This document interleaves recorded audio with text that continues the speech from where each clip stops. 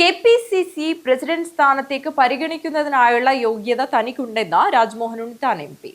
ജാതി സമവാക്യങ്ങൾ നോക്കി സ്ഥാനം നൽകിക്കഴിഞ്ഞാൽ സംഘടനാ പ്രവർത്തനം മുന്നോട്ട് പോകില്ലെന്നും ഉണ്ണിത്താൻ കാസർഗോട്ട് പറഞ്ഞു.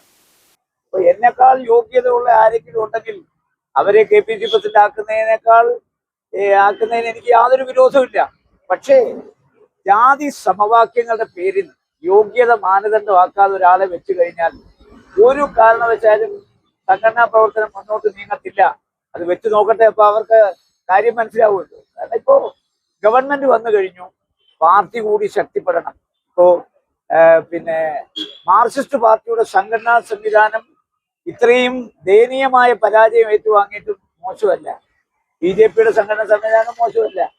അപ്പൊ കോൺഗ്രസ് ഈ 102 സീറ്റ് കിട്ടി എന്ന് പറഞ്ഞ് അഹങ്കരിക്കേണ്ട കാര്യമില്ല. ഈ 102 സീറ്റ് എങ്ങനെയാ കിട്ടിയെന്ന് എല്ലാവർക്കും അറിയാം.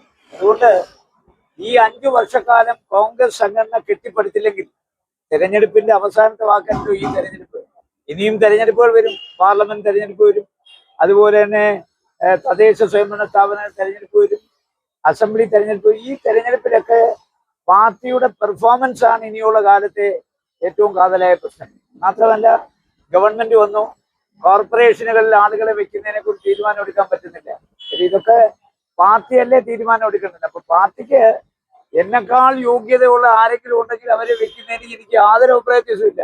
പക്ഷേ ഗ്രൂപ്പ് സമവാക്യങ്ങളുടെ പേരിൽ, ജാതി സമവാക്യങ്ങളുടെ പേരിൽ ഒരാളെ KPCC അധ്യക്ഷനാക്കിയാൽ ആ അധ്യക്ഷ പദവിയിൽ ആര് വന്നാലും അവര് തികഞ്ഞ പരാജയമായിരിക്കും. അത് മുൻകൂട്ടി പ്രവചിക്കാൻ പ്രത്യേകിച്ച് പാഴൂർ പടിയിൽ പോയി കബഡി നടത്തേണ്ട കാര്യമില്ല.